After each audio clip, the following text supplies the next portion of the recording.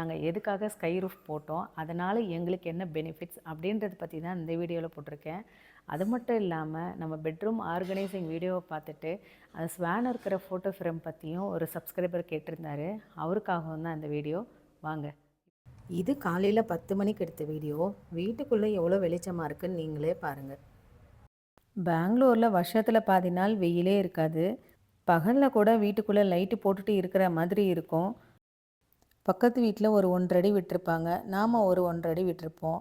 வீட்டுக்கு பின்னாடி பக்கமும் அதே மாதிரி தான். இதில் எங்கெங்கே வீட்டுக்குள்ளே வெளிச்சம் வர்றது? இது செகண்ட் ஃப்ளோரில் பகலில் 1 மணிக்கு எடுத்த வீடியோ. எவ்வளோ வெளிச்சமாக இருக்குன்னு நீங்கள் பார்க்கும் போதே தெரியும். நாங்கள் பண்ணியிருக்கிற ஸ்கை ரூஃப் ரெக்டாங்கிள் ஷேப்பில் இருக்குது. இதுவே ஸ்கொயர் ஷேப்பில் பண்ணியிருந்தா அதாங்க 4 பக்கமும் ஒரே மெஷர்மெண்ட் இருக்கணும். அந்த மாதிரி மெஷர்மெண்ட் வச்சு பண்ணியிருந்தா பிரமிட் ஷேப்புன்னு சொல்லுவாங்க. அது 100% வாஸ்துவாக இருந்திருக்கும். இப்போ டிசம்பரில் பாருங்கள், இப்போவே இவ்வளோ வெளிச்சம் இருக்குது. இன்னும் ஏப்ரல் மே எல்லாம் பார்த்திங்கனாக்கா இன்னும் அதிகமான வெளிச்சம் இருக்கும். மார்னிங் 6 o'clockலேருந்து ஈவினிங் 6 o'clock வரைக்கும் வீட்டுக்குள்ளே லைட்டு போடணுன்ற அவசியமே இல்லை. பிப்ரவரியிலேருந்து ஜூன் ஜூலை ஒரு 4 மாதம் வரைக்கும் பார்த்திங்கன்னா வீட்டுக்குள்ளேயே வெயில் வரும். மேலே செகண்ட் ஃப்ளோர்லேருந்து கீழே ஃபஸ்ட் ஃப்ளோர் காமிக்கிறேன். அங்கேயும் எவ்வளோ வெளிச்சம் இருக்குது. பெங்களூர் மாதிரி கிளைமேட் இருக்கிற ஊரில் இந்த மாதிரி ஒரு ஸ்கை ரூஃப் வச்சுக்கிட்டா வெளிச்சத்துக்கு குறைவே இருக்காது. வீட்டில் 2 இடத்துல ஸ்கை ரூஃப் கொடுத்துருக்கோம். இது ஸ்டேர்கேஸ் ஏறி போகிற இடத்துல இருக்கிற ஸ்கை ரூஃப். பகலில் ஸ்டேர்கேஸ் ஏறி போகிற இடத்துல எவ்வளோ வெளிச்சம் இருக்குது நீங்களே பாருங்கள். இப்போ நம்ம டெரஸ்க்கு போகலாம். டெரஸில் இப்படி தாங்க கிளாஸ் போட்டிருக்கோம். இது வந்து நார்மல் கிளாஸ் இல்லை, டஃப் அண்டு கிளாஸ். பசங்க ஏதாவது கல் எடுத்து இதில் அடித்தாலோ இல்லை யாராவது இதை உடைக்கணும்னு நினச்சாலோ இது வந்து கிராக் ஆகுமே தவிர பீஸ் பீஸாக உடஞ்சி வீட்டுக்குள்ளே விழாது.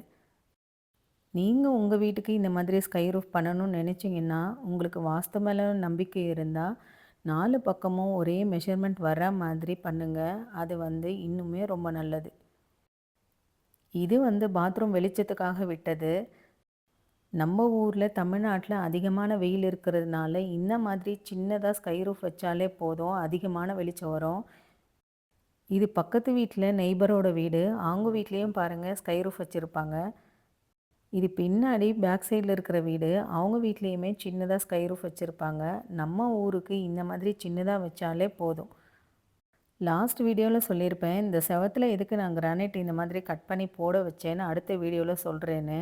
நம்ம ஸ்டெப்ஸு ஏறி வரும்போதே நம்ம வீட்டில் இருக்கிற சின்ன குழந்தைங்களும் சரி, வயசானவங்களும் சரி, இந்த செவத்தில் கையை வச்சுக்கிட்டே தான் ஏறுவாங்க.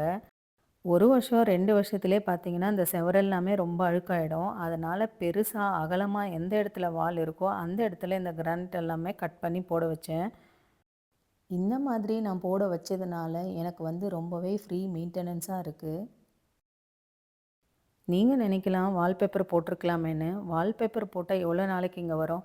1 வருஷம் 2 வருஷம். நம்ம வீட்டில் சின்ன குழந்தைங்க யாராவது வந்து அங்கங்கே ஒரு 2 இடத்துல கீச்சு விட்டால் போதும், பார்க்கவே அசிங்கமாயிடும். அதுக்கப்புறம் ஒன்று புதுசாக வால்பேப்பர் ஒட்டணும், இல்லைன்னா பெயிண்ட் பண்ணணும். எனக்கு வந்து பெர்மனன்ட் சொல்யூஷன் வேணும். அதனால் நான் இந்த மாதிரி போட்டேன். எனக்கு வந்து இது மெயின்டைன் பண்ணுறதுக்கு ரொம்பவே ஈஸியாக இருக்குது. இந்த இடத்துல ஏதாவது மியூரல் போடலான்னு இடம் விட்டுருந்தோம். வீடு கட்டும் போதே வாங்கி போட்டால் தாங்க உண்டு. அதுக்கப்புறம் நம்மளால் எதுவுமே வாங்கி போட முடியாமல் போயிடுது. நீங்கள் எப்போ வேணால் மியூரல் போட்டுக்கோங்க. ஒயிட் பெயிண்ட் இருந்தால் நல்லா இருக்காது. நான் இந்த மாதிரி கலராக பெயிண்ட் பண்ணி விட்டுறேன்னு பெயிண்டர் இந்த மாதிரி கலரில் பெயிண்ட் பண்ணி விட்டுட்டாரு. இதுக்கு ஆப்போசிட்டில் இருக்கிறத வால் வந்து பெட்ரூமோட வால். இந்த இடத்துல வெறும் செவராக இருந்தால் நல்லா இருக்காது. இந்த மாதிரி ஒரு ஃபோட்டோ ஃப்ரேம் மாதிரி பண்ணி இந்த இடத்துல வச்சா நல்லா இருக்கும்னு இந்த மாதிரி பண்ணோம். இந்த ஃப்ரேம்க்கு போட்டிருக்கிறது எல்லாமே ப்ளைவுட் தான். இதுக்கு மேலே வீனியர் ஷீட் போட்டு ஒட்டி பாலிஷ் பண்ணியிருக்கு. நார்மல் லேமினேட் ஷீட் போடாமல் இந்த மாதிரி வீனியர் ஷீட் போட்டு நம்ம பாலிஷ் பண்ணும்போது வுட்டுலேயே ஃப்ரேம் பண்ண மாதிரி இருக்கும். இதுவுமே நார்மல் கிளாஸ் இல்லை, டஃப் அண்டு கிளாஸு தான். அதனால் ரொம்ப ரொம்ப சேஃப்.